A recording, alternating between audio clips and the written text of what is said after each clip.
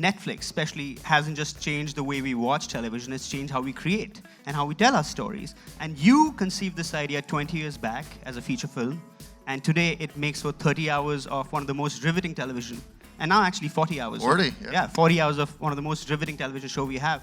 Tell us a little bit about your journey with this idea and this huge journey that you had. I first heard stories about the drug war in the mid-90s.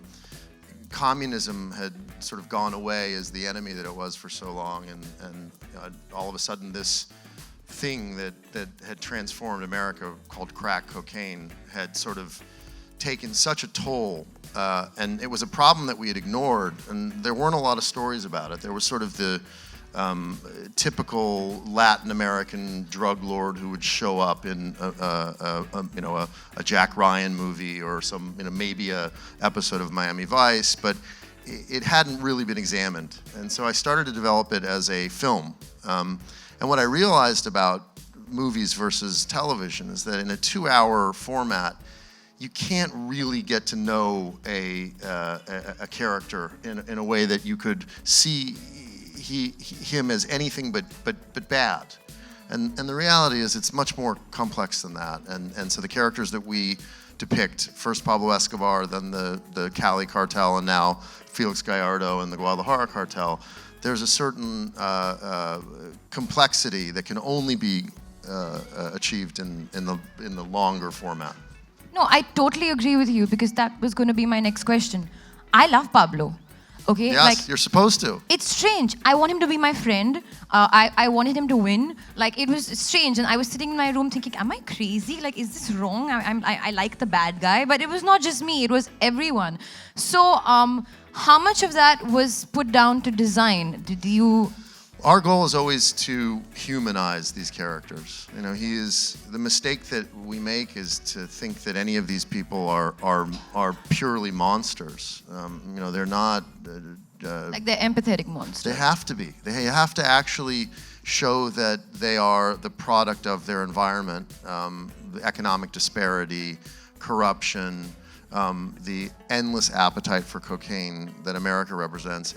It's not as simple, though I think we'd like it to be, that it is not as simple as a monster sprang forth from their mother's womb. Correct. These people were made. And I think the mistake that we make in the world, and certainly in America, is we're always looking for the monster, and as a result, we miss the monster taking shape behind us. So do you think people who haven't watched Narcos yet, I don't think many of them really exist, but those who haven't, they could start with season 4 and then go back and move forward chronologically? Absolutely. You do not need to have watched seasons 1 through 3 to watch season 4. In fact, you could start season 4 and then watch seasons 1, 2, 3. Okay. So we're going to play this rapid fire game, which we do a lot, which I've messed up in a lot of times in my life. But I'm going to keep it very simple for you, because I'm a kind human being. Thank you. Favorite scene or episode from Narcos so far? The dance scene in season 3, episode 1, Pachahura. Okay. Yeah, I love that scene. A secondary character from the show that deserves its own show? Oh, that's easy. Don Neto, Joaquin Cosio, who's the co-star of season 4. He's great, right? Yeah, he's the best. He's an amazing. Our cast, the Mexican cast, these are some of the greatest actors I've ever worked with. That's amazing. Okay, if you were to choose an actor to replace Wagner Moura, who would it be? Tough one. Yeah, really hard. Joaquin Phoenix. Okay, favorite Spanish expression? In Mexico, they say "no tiene madre," which means it's motherless, and it's a sort of a bad thing. If something goes wrong, Diego can explain it better than I can, but that's basically it, right? Yeah, pretty much. Okay, one show that you wish you would have made. A show that you've watched that you wish. Oh, The Sopranos. It's the greatest show ever. Yeah, Sopranos is great. And a story that you feel needs to be told. I think the real story of Wild Wild Country needs to be told. Woohoo! you guys worked together before. You directed him in a film called Cesar Chavez. That's right? correct. Yeah, So you when you guys were working together on that film, did you guys already know you're going to work together in Narcos? Yeah, we were Yeah, talking we talked about about it. We're like, hey, in day. 8 Is that the years- reason? Was that a casting coup then? Yeah, you said, you know what, in 8 years, we should do Narcos. Yeah. Before even it came out. We were be good. working in Sonora, in the north of Mexico. Hermosillo. In Hermosillo, Sonora, and on a way that's really close to where where my character is from, where Felix is from, and we did experience Mexico, which I think it was very.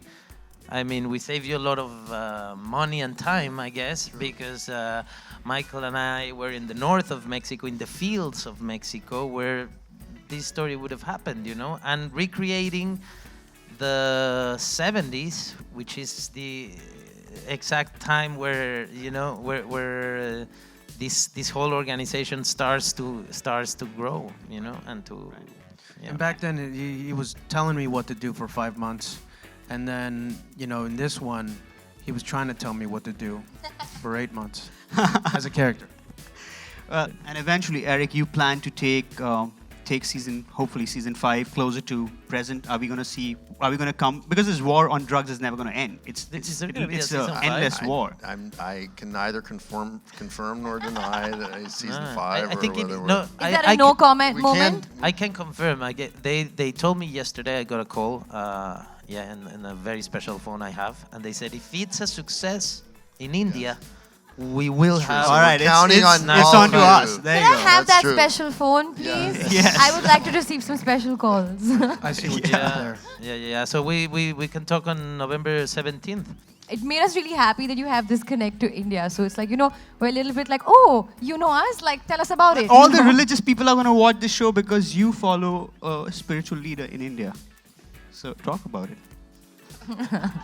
Okay, no, I'm gonna Shakun, keep you that can't for trouble him myself, anymore. as you All right. understand. It's so personal, but Sorry, I can yes. I can just say that I find so many similarities between the Indian culture and the Mexican culture, and Yeah, you guys and I- have rice, we have rice. You have No, beans, we have beans. exactly. Rice is Besides the everywhere. rice and curry, there is so much in common.